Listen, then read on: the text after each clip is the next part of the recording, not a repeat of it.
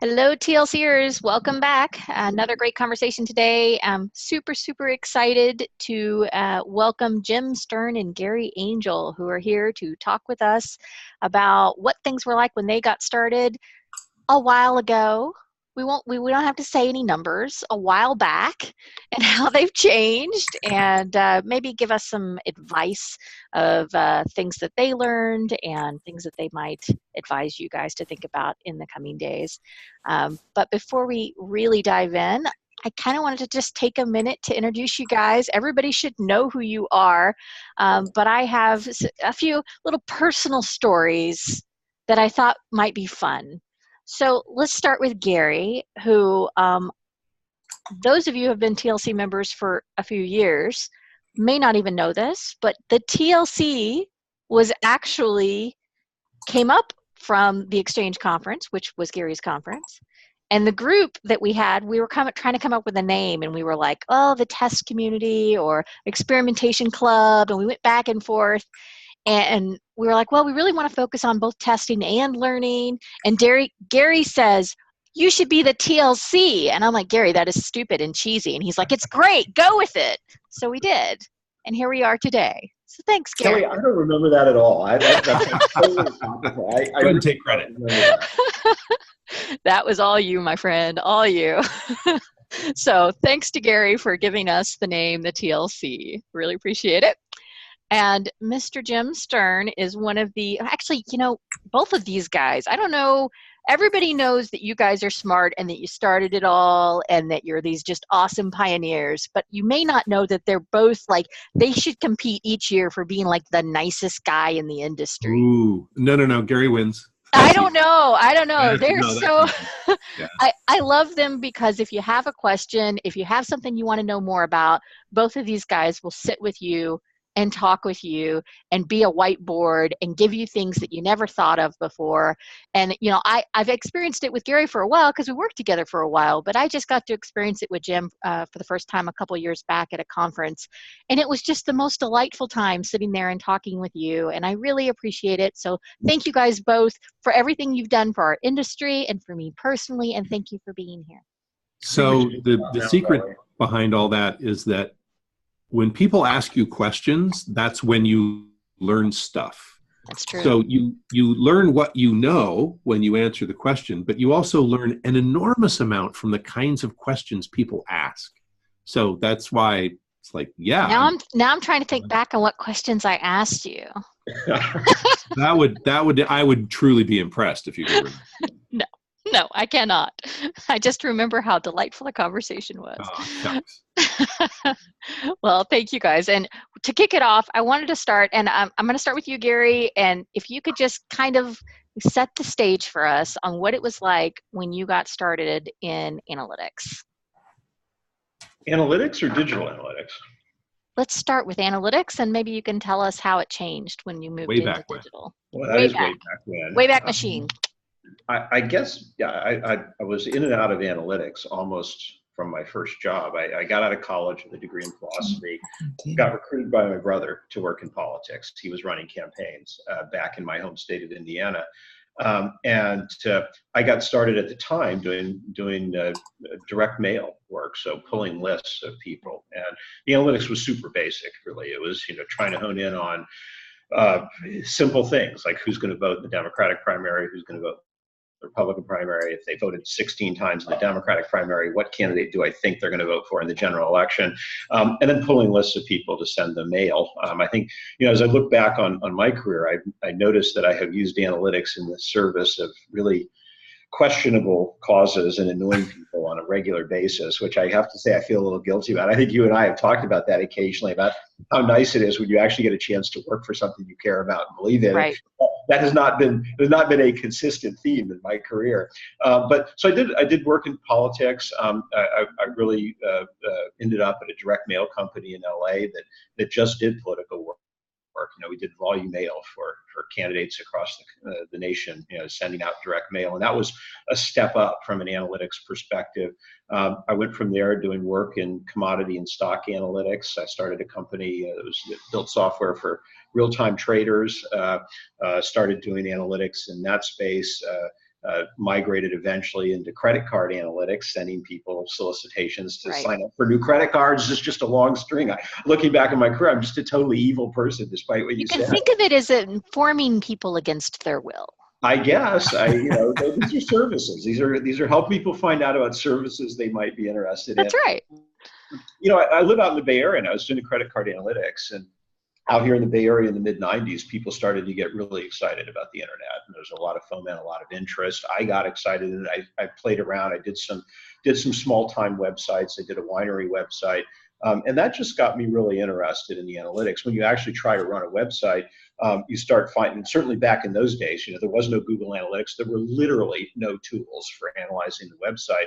And as a website operator, I found myself often wondering, what's going on? How many people are actually looking at the stuff I'm putting out there? And I think just trying to answer those questions got me into the analytics side of it.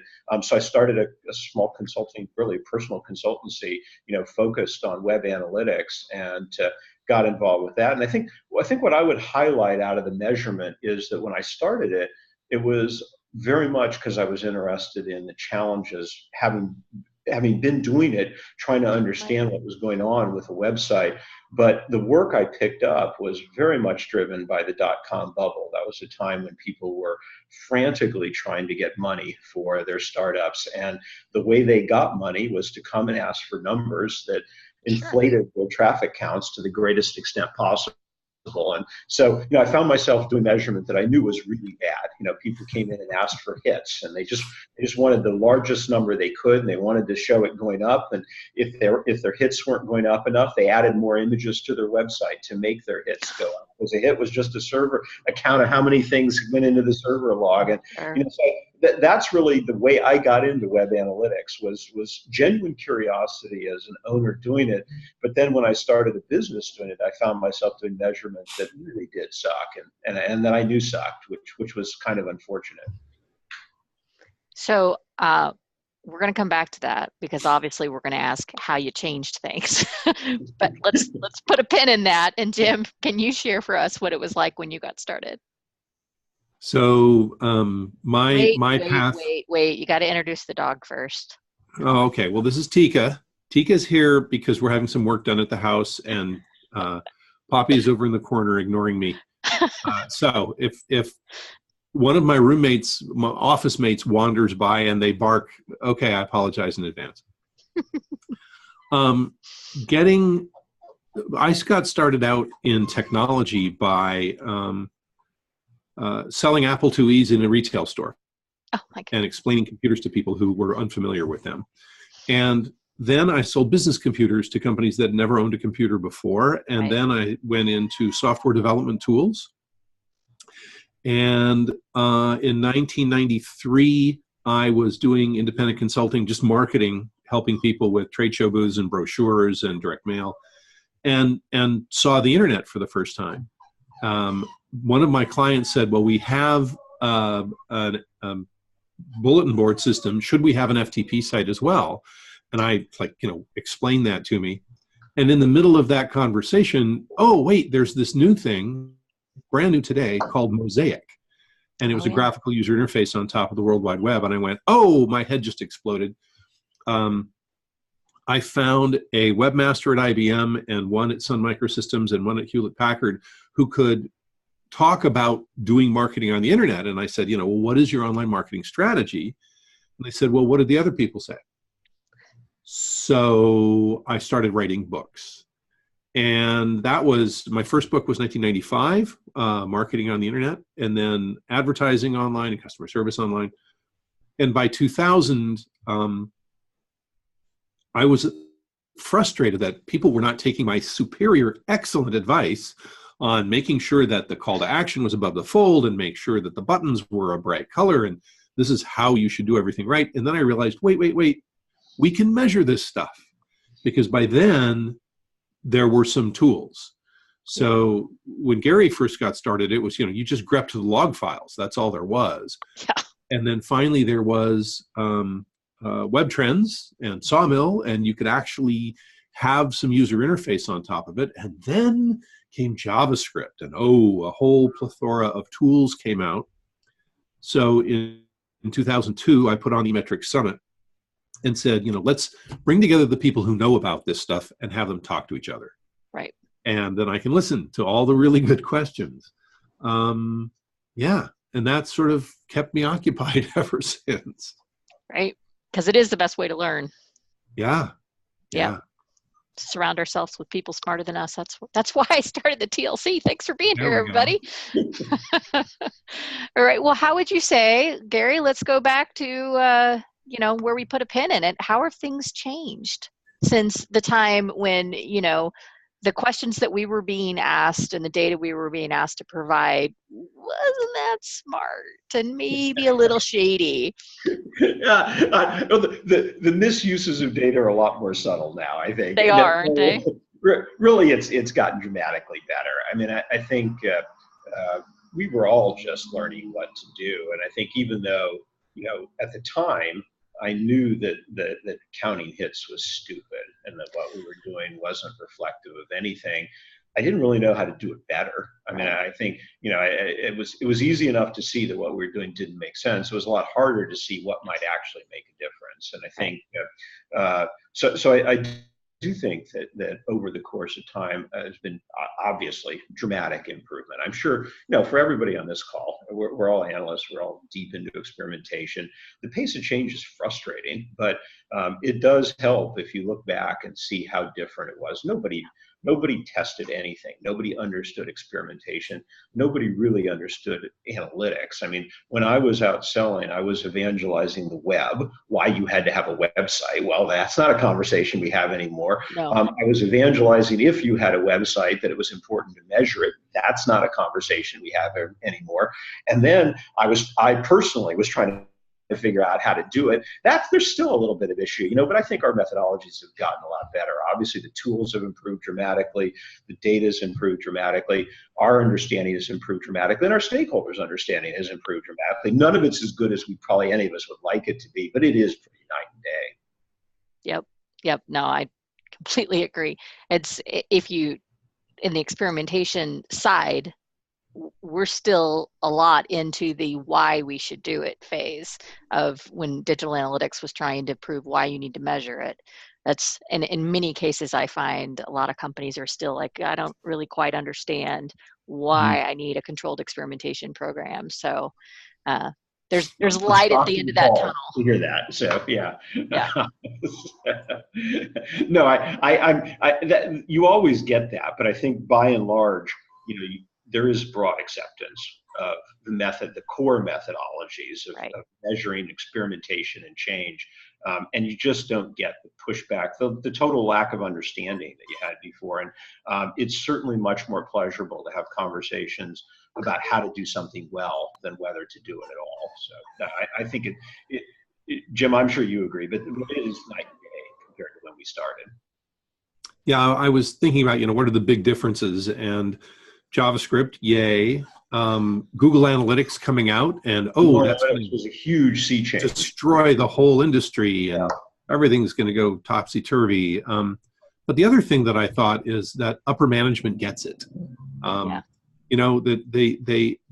they understand not just I need to know the numbers and so that I can spend, but they're starting to better understand what experimentation means and how to do it. And there's always these pockets of wisdom. I remember, I guess, the third edition of the Marketing on the Internet book. I was interviewing people at a Compaq computer before HP bought them. So that sort of says when that was. And they said that they looked at the buying process. We didn't call it funnel. They sort of called it journey. Yep. And they said, we identified all the different areas that we could have an impact and how much impact we thought we could have, at what cost, and where we should focus our attention on experimentation. And I said, problem solved. These people get it, therefore everybody gets it. And that wasn't true. Yeah. There are these little pockets of brilliance everywhere you look, but there is no one company that's doing it best. There is a group in a department on a campaign that's doing amazing stuff, but that doesn't represent everybody. Jim, I guess one thing I'm curious about, you called out, and I totally agree. I think tagging was a sea change in terms of giving us quality data. Anybody who ever tried to do analytics off weblogs knows how flawed that was. I think Google Analytics was a sea change in terms of adoption and spread of analytics. What do you see right now? I mean, obviously, I know you've been focused on machine learning. I guess I might call out cloud as the biggest change right now. I think that's a sea change in the way everybody's doing analytics. But what do you see right now? I mean, it's easy to look back and call out, I think, a couple big disruption points or sea changes. But you see one right now. So what would you think about cloud? Would you obviously? I guess you might put machine learning in there. I might be inclined to think that too. What do you think are the disruptions right now? Cloud for sure, but that's one of those.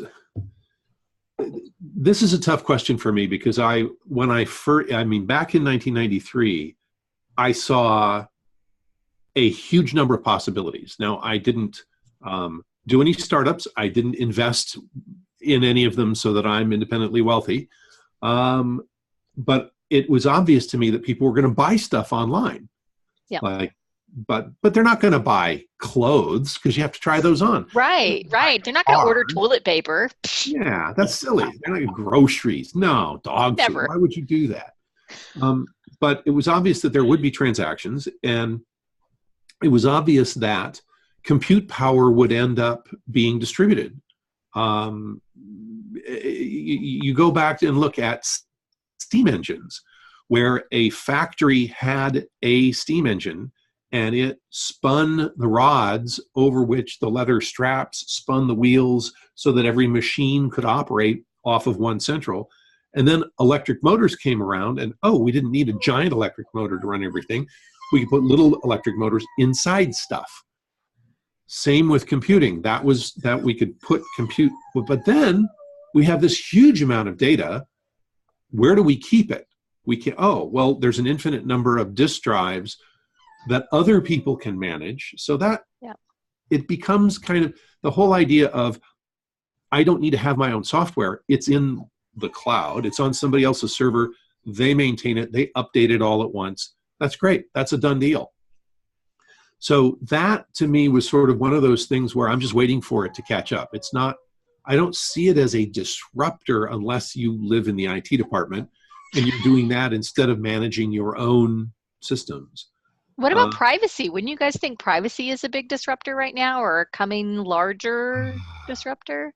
It's like security. These are two separate things. Yeah. It's always with us. There is no solution to it. It's an ongoing battle between the bad guys who want to break into your computer and the good guys who want to stop them.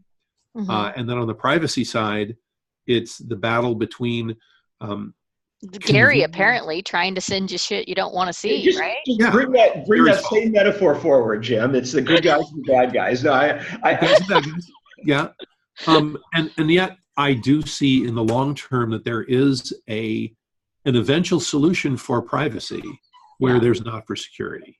I heard a really interesting conversation. I think one of you may have actually been at the table when we were talking about it. It was at the DA Hub at one of the meals or whatever, but it was about the possibility. There was two things that came up that I found interesting. One was the possibility of a new startup, and somebody said, well, somebody's already got something like that where you could basically own and sell your data, but you would have the say over what was shared, and companies would, like paying for third-party cookies or data from, Dun and Bradstreet. But in this case, you're actually paying the person who owns the data, the individual. So you would have a say about what data was shared and with whom, and you'd get the benefit of it. So I found that really interesting. But the other one was that maybe instead of trying to push back and push the walls as far as possible against the privacy concerns, maybe we take a step back and say, really, let's be smarter. It's just like in experimentation, you always have you should have more ideas than you can test. And that's a good thing. It doesn't mean that you need more developers and more, all of this stuff. I mean, not to say that you might also need that. but you want there to be more ideas than you can test so that you can prioritize and select the things that are more important. Can't we also do that with data? Do we really need all the data out there to make better decisions? Maybe we can be a little bit more focused and make even better decisions. I mean, I do agree with Jim. I think privacy and security are more environmental than disruptive. Yeah. That's the environment we live in. Whatever, you know, wherever you feel the appropriate lines to be drawn in a privacy debate are, for people like me, it's a matter of wherever those lines are, we live within those lines. And I think, and I don't think it's actually been, at least in the United States, very disruptive. You know, we have, in many respects, pretty lax privacy laws, and so far, and that may change. But you know, I talk to practitioners in Europe a lot, and while there are differences, significant differences in what you can do, the core methodologies and the way people approach measurement are not very different. And so I think from that perspective, even if those walls get pushed in one direction or another, I don't see it fundamentally changing practice. Jim, I'm going to disagree with you a little bit on cloud. I do think it's a fundamental disruptor, right? You know, I look at companies like ours where we literally have no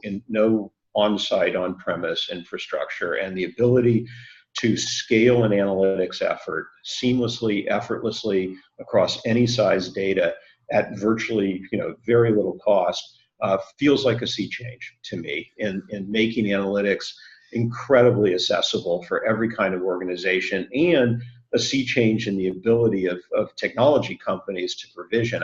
I don't think that I could have done the business I'm doing. Heck with the collection technology. The cost of entry for my business would have been 10 to 100x, you know, 15 years ago compared to what it is now. I think that's fundamental. I mean, I know what you're saying, and I see from the big picture what you're saying there. But at some point, when you get these dramatic changes in economy of scale, it's a massive disruption, and it opens up market opportunities that just didn't exist before. So I do put cloud in that. I think it's fundamentally changed the way we do business, and I don't think we're alone with that. And when I look at the way enterprises are approaching analytics, so often it feels to me like cloud is enabling things that just were not possible 5 or 10 years ago. So I'm going to split a hair with you. Okay. I disagree about disruption, totally agree about sea change. So it is different, but it's not upending things. It is upending the fact that I don't need to build my own server room and I don't have to have all of that air conditioning myself. But it's not, that's the only area that is actually a disruption. It is absolutely different, and the scaling is really important. But it's also something that could be seen coming, and therefore sea change, yes. Disruption, I will arm wrestle you for that. Even your dog hates that point. I can hear it. I know.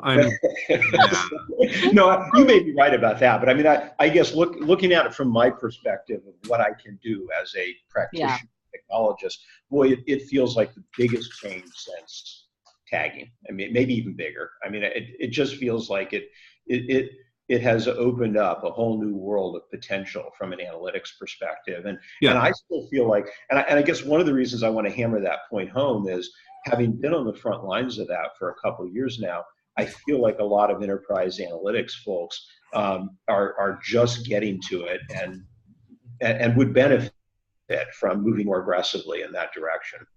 So I would say disruptive. I'd say machine learning is disrupting. It is very different.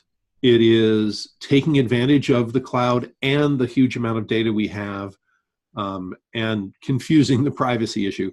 But those who take advantage of it are going to have an amazing competitive advantage for a period of time. Mm-hmm. And that might be 3 years, it might be 5 years, and then we're going to stop talking about it altogether. Because it'll just be what everybody's doing. Yeah, it'll be computing. I mean, do you remember the browser wars? And, oh, yeah. You know, that got pushed down onto the operating system. Nobody cares. Well, machine learning is being pushed down onto the hardware. So it is computing tomorrow. And day after tomorrow, you will be able to tell your grandchildren that you remember a time when computers only did what they were told. They didn't suggest, they didn't modify their own methods, they didn't invent. They just, you push the button, they did the thing, it was a machine, that was it. Tomorrow's computing is going to be extremely different because it will assist you in trying to do your work, and it won't be clippy. See, oh, I see you're trying to write a letter. I see you're trying to bury something. Yeah. That's right. Yeah, that's fair. We actually have a question from a TLC member, and I'm going to try to figure out, and so please let me know if I'm not getting this question quite right. But it basically says currently statistical significance versus trending versus time.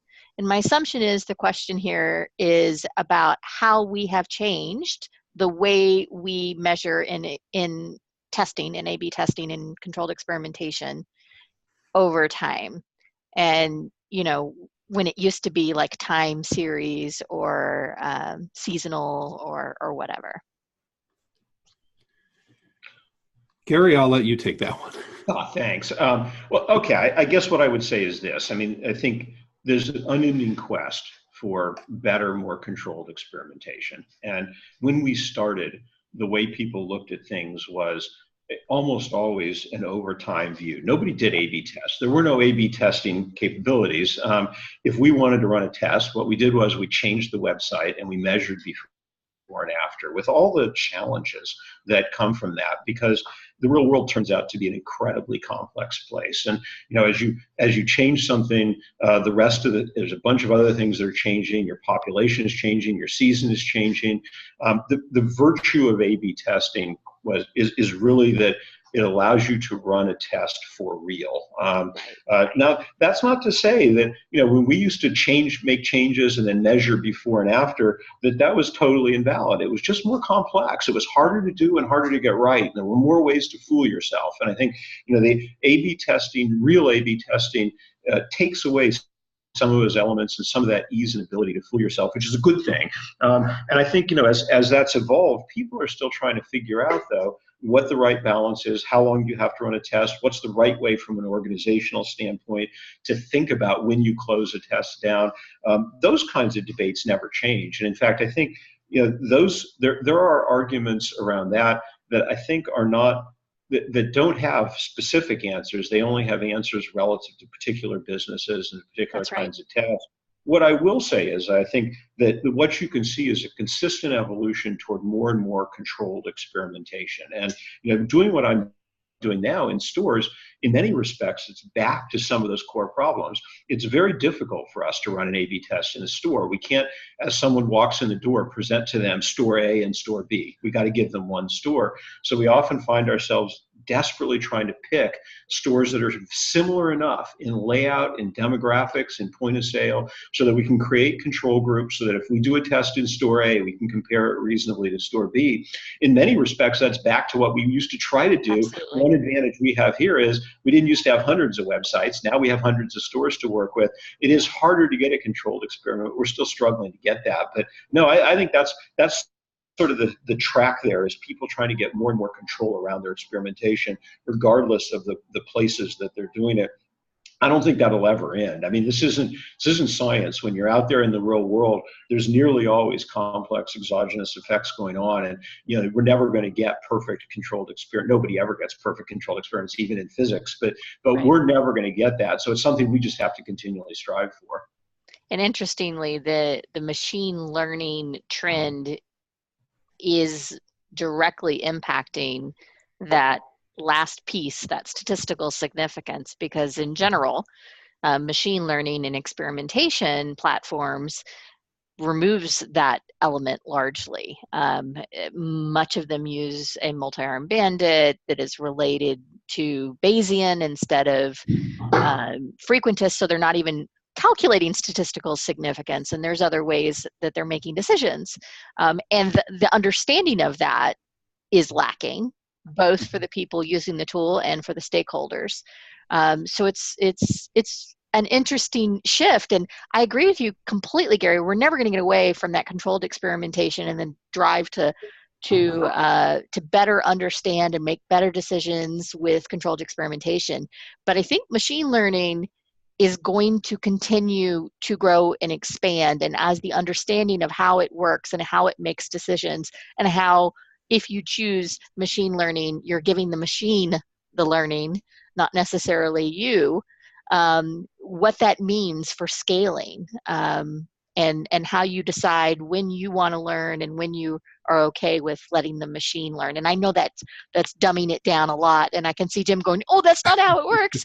But it is a little bit, right? It is a little bit. No. He's like, no. All right. No, it's not a little bit right. What the machine learns is extremely different, minor, and very narrow compared to what humans learn.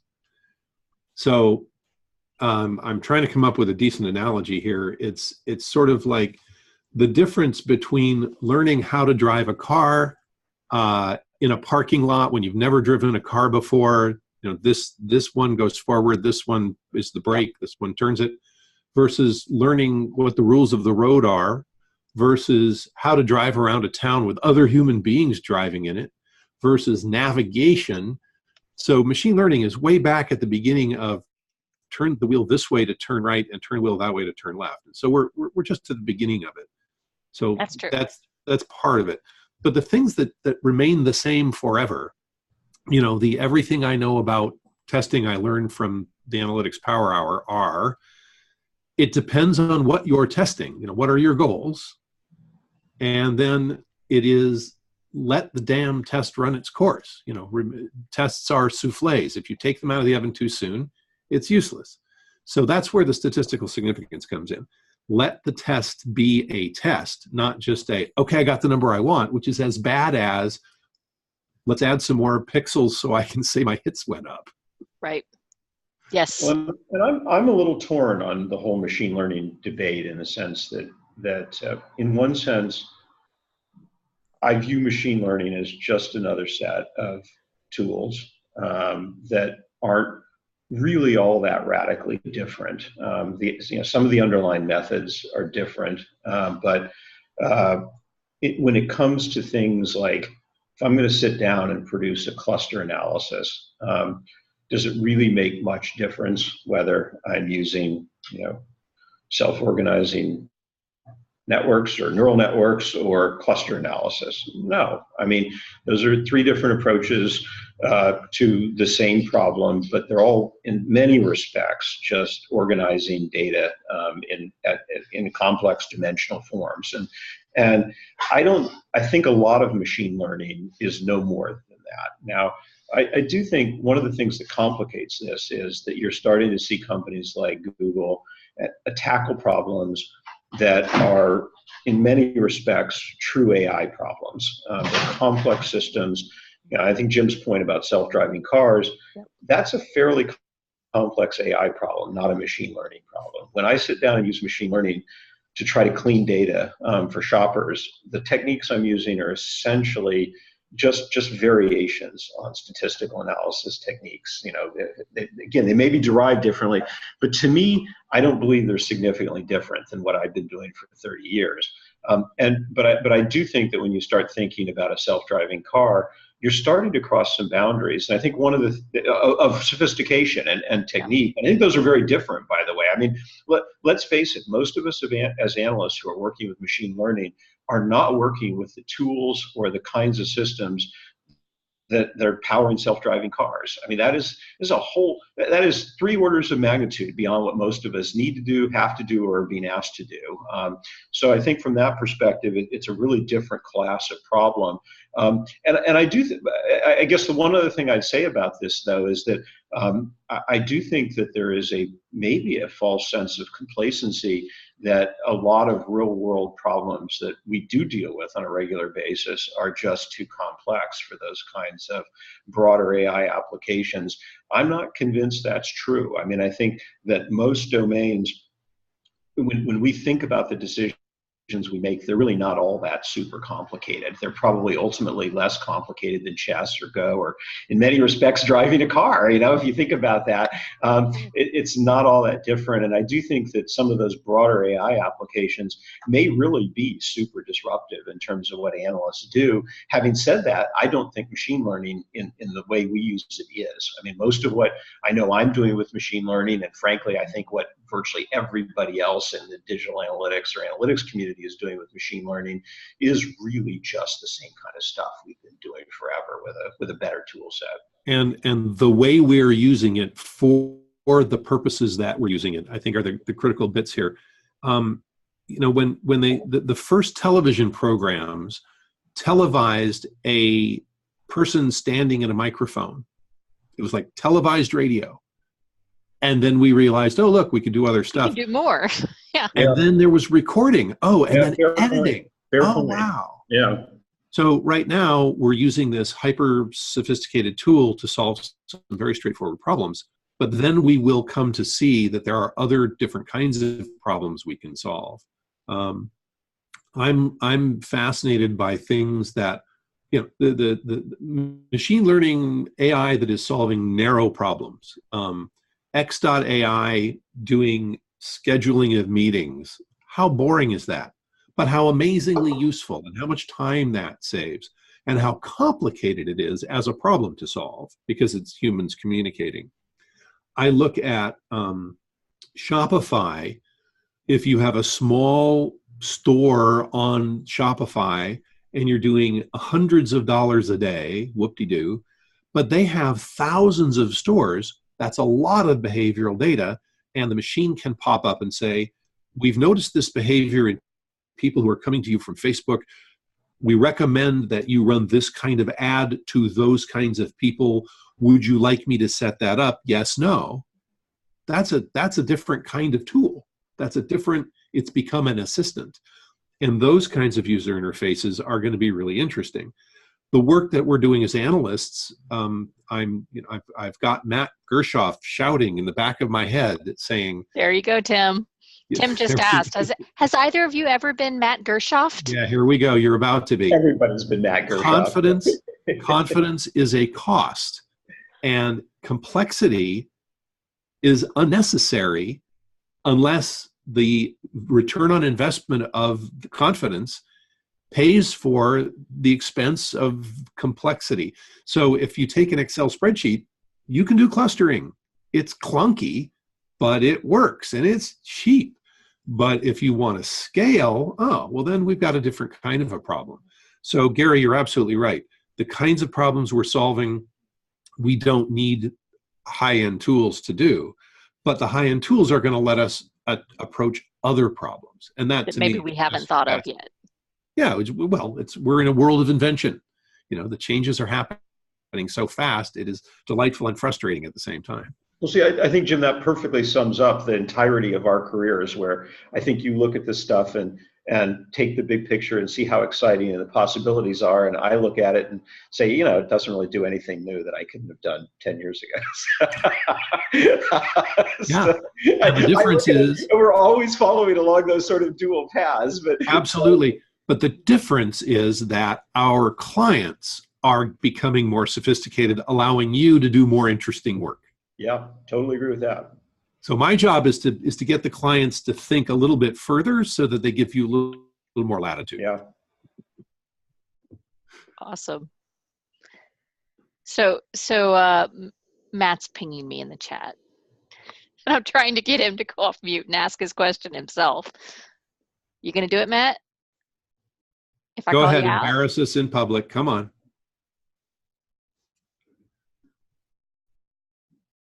I don't think he's gonna. All right. He says, I think what would be useful to ask is, in what ways is chess or Go similar to the problems that we face in marketing, and how are they different? Wow, I have a lot of trouble seeing the similarity. The difference is ginormous. And I'll quote, what's his name? Matt Gershoff.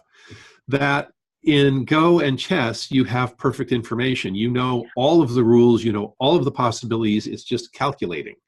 whereas marketing is as messy as can possibly be. Because it's people. It's humans. You can't, and statisticians and actuarials have always said that it's easy to predict what a population of people will do. It's impossible to predict what an individual will do.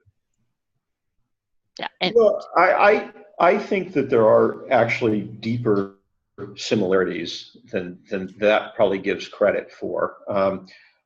If you think about it, in most systems, marketing systems or anything else, business people are faced with a set of moves that they can do. I think that it is true that marketing and most business systems, most things in life, including driving a car, are much more open systems than chess or Go. There's many more possible minor variables. One of the things that makes driving a car such a challenge is not that the core activity is particularly complex. It's probably vastly simpler than chess or Go, but the number of random things that can happen and the consequences of that you those don't have things control are over. much more severe. So it's not that the core problem is particularly hard to tackle. It's all the minor random variations. However, building a marketing system is not like driving a car. Yes, there are countless random variations. Most of them don't matter. And the consequences of making a bad decision are not all that severe. So I think what you're really looking at with the vast majority of business decisions are systems with a relatively modest number of levers, where you can pull those levers and see what changes happen. You can experiment and you can find successful outcomes. So, I look at it and I say, well, if you think about it that way, and unless you can convince me, that the number of important levers truly can't be understood or is truly infinite, or you can convince me that the number of exogenous factors are so important and so large that it really changes fundamentally the actions you want to do, or you can convince me that the consequences of making a bad decision are so crushing that you can't afford to have decisions that sometimes ignore those things. I don't think the differences are as profound as we tend to think. So that's my view, is that yes, those systems are different. We like to think of them as more complicated. I prefer to think of them as more random. And that may be more complicated, but not if you can afford to ignore a lot of the randomness. So I guess I'm going to say I think there are strong similarities between all those kinds of problems. The hard part is finding the core of those things that make them similar. What we really do as analysts when we build marketing models is simplify those systems down to the things that make sense. And I would say that in most cases, if you look at the work that we're doing as digital analysts, we've actually simplified those systems to be vastly simpler than chess or Go. And that's what we're giving decision makers to work with. So I get why people think that these things are fundamentally different, but I'm going to push back and say that when you think about the real world and the way we behave, they're not as different as we might think. At scale, I agree, but individually, I don't. I think putting the right message in front of the right person at the right time is something we can hope for, but putting generally the right concepts in front of generally the right cluster at approximately the better time, okay, great, I'm with you. Yeah, I'm okay with that. But it's like, yeah, fine. Yeah, that's good enough, right? And if that's what we're trying to do, and if there are rules to the game and levers we pull, and we can tell whether we were successful or not, then I think we've got a chess or Go-like problem. It feels like the goal of all digital analytics, optimization, machine learning is to make better decisions. And all of those things are just providing pieces of information that we can use to make better decisions. Not the best decision. Right. As long as the people that we're working for understand that we're dealing in probability and not accounting, then we're okay. Preach. Yeah, and I saw Matt's comment on this, and I agree. And I'll take this one thing further. I think a lot of times we put totally unreasonable expectations on the machine. And I'm going to go with the famous philosopher's trolley problem here, which comes up when people talk about self-driving cars, which is, how is a machine going to choose between driving over the grandma or driving over the kid?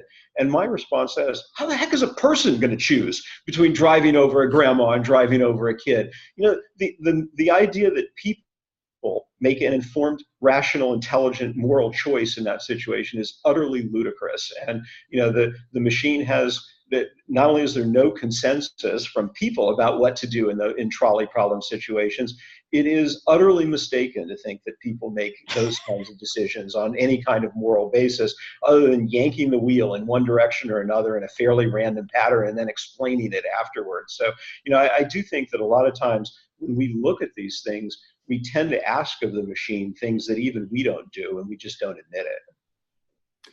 I'm reminded of a science fiction book I read recently where an AI is the captain of the intergalactic spaceship and has access to all the sensors and visuals of all the human beings and watches absolutely everything and has to make decisions so quickly that it realizes that it would take too long to review all the data to make a good informed decision, so it invents emotions. That's our shorthand for doing these things, right? I mean, no, that is right. I mean, what feels right? We tend to we tend to post hoc explanations a lot to make what are essentially random decisions plausible. And that's something that, hey, maybe the ultimate artificial intelligence is just going to manufacture those kinds of exactly, where it makes a random decision. Well, we are at the 10-minute mark, and I have one question on the Slack for you. And apparently there's a question for you, Jim, in the Zoom chat. What's the name of the book? What's that book? What's that book? But I want you guys to be thinking, because the last questions that I want us to close out with is, what's the best or worst advice that you've been given in your career? And what advice would you give to those on the phone today? So before we get to that, be thinking of those. But before we get to that, Olga asks a pretty good question, which is basically, how are experimentation platforms like Optimizely, Adobe, whatever, how are things going to change for them when companies start incorporating AI for themselves, the machine learning? Companies won't, because that means having to hire a bunch of data scientists and do all that research, whereas the tools companies will do it for you. It'll just become part of the tool. They'll improve the operations of their systems, and they're going to compete based on how well those new technologies work. And oh, by the way, a quick aside, the book is called Ancillary Justice. Thank you. I'll take a crack at that too. I think there is going to be an impact. I think that one of the implications to that, maybe this goes back to Matt's point about that this is that you got to think about marketing more from a control perspective. That's going to require a significantly different level of integration of data. I think that the days of thinking about the ability to have a testing tool that are somehow extracted from analytics and from the customer data warehouse are probably going to vanish. That does not make a lot of sense to me in a world where we want to apply ML and AI to what we're doing. I think a lot of the testing vendors have depended on this idea that some person is coming up with two alternatives and then popping those two alternatives into the system and then running a test. That's not the world that I think we're moving toward. And I think that ultimately what that implies is that testing tools are going to be a core part of some broader analytics, AI, machine learning data platform. There are tools that are moving in that direction, to be fair. And a lot of them are growing in popularity. And, we would be remiss if we didn't mention Matt Gershoff's. Because the machine learning there is phenomenal. I'm going to stop plugging Matt, but obviously that is an attempt to move in that direction. Right. And I think what you're going to see is that if people want to be more sophisticated about what they're doing, they're going to have to find ways to do that. And that can happen in a lot of ways. It can happen from those companies broadening out their view of what data is. It can happen from companies like Adobe just buying more things and putting it all together in a big suite. Or building. They might build it. Where they might build it, or you can see entirely new approaches where companies that are really focused on the AI and ML start to tackle those problems. So I think you'll see all of those, but I do think it's going to have an impact. I think that one of the long-term themes in our tools is the necessity for integrating the operational customer-facing components with the analytics components of the tools. And I think that trend is going to be ever more present and accelerate and get to the point where it would be almost inconceivable to have these separate islands of functionality. Absolutely. All right. You've had time to think. Jim, you can start. Best advice you've ever gotten or worst, and what advice would you give others?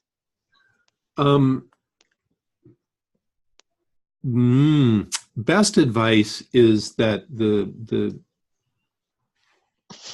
hammer is not the carpenter.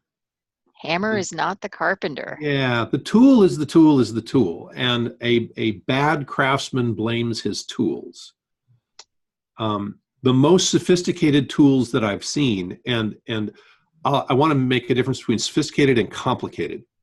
The Adobe suite is complicated, made up of a lot of different tools that they're trying to wire together.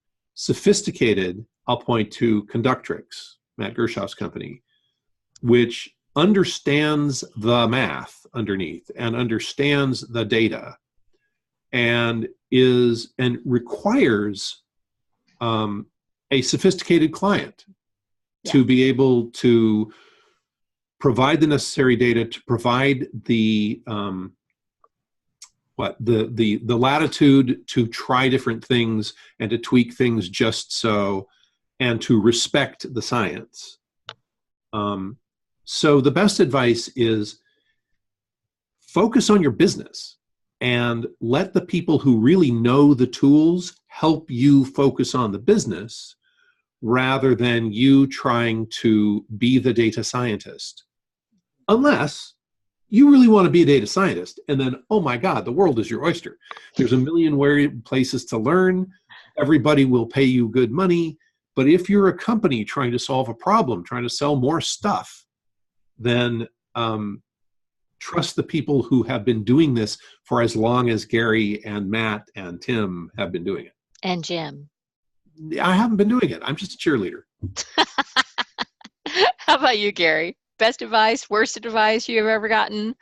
I don't know. It's tough. I think, I guess as I was thinking back through that, I don't feel like I've gotten, a ton of terrible advice. I think most of what people say is reasonable and well-intentioned. I know people ask me for advice, and I'm always really reluctant to give it, actually. I feel like career journeys are so personal. I look at what I've done and the path I've taken, and mostly what I've really enjoyed, with a few big mistakes. I think probably the biggest mistake I ever made was trying to build a web analytics tool. It did not work out well. I think I way overbuilt it. It was an awesome tool, but it was like, I don't know, 15 years ahead of its time. There was zero market for it. Nobody knew how to use it but me, and that was not the prescription for commercial success. And I think so I look back on that, and there were certainly people who thought it was a great idea for me to build a web analytics tool at the time. So I guess I could blame them, but in fact I wanted to build a web analytics tool, and I thought it was a pretty darn good idea at the time too.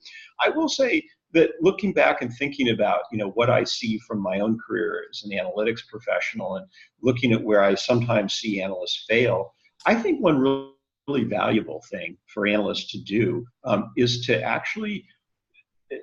try to, I mentioned that I got started because I was trying to run a website, and that the challenges of actually owning a website and trying to get people to look at it and understand who was looking at it actually, I think, got me into the analytics and encouraged me to be a better analyst. And something I see sometimes with a lot of analysts is, particularly these days, as you get more training, as they become more degree programs, there are fewer practitioners who come to the analytics because they had to because they were trying to solve a business problem. When you do that, it's easy to get divorced from the actuals of being involved in the work. And I think it's worth, if you're working for an enterprise, you're coming out of an MBA program and you're doing this kind of stuff, I think it's good to have a side project where you're trying to build a website or a mobile app or a social media presence or whatever it is whatever you want to analyze or whatever it is you're responsible for analyzing. I think it's interesting to try to do it on your own, but I think it'll make you a lot better analyst too, because you'll start asking better questions because it will mean something directly to you. And you'll have a better sense of why sometimes the answers aren't as easy as you think they are. And why when we actually try to do things in the world, analytics is not always the whole or complete answer. So that's the one thing I would encourage people to do. It doesn't have to be a big deal. It could be a hobby project, a side project, or whatever. But I find that analysts who've been out there trying to build their own games or trying to build their own website or trying to build their own social media presence just have a feel for what matters that people who have only concentrated on the numbers do not have. So that would be my limited advice, and I would strongly encourage people to ignore it. Never. I do want to call out that you both gave advice during this call that ends up summarized as ask good questions and listen to the questions being asked. And you learned so much from both of those things. So thanks. Thanks for answering our questions today. It's been awesome. It's been an honor. Thank you so much for inviting us. I'm thrilled what you've done building community around testing, and I'm delighted to have been included. Thank you. Oh, of course. I hope you guys come back. All right. Bye, guys. Thanks, everybody. Bye-bye.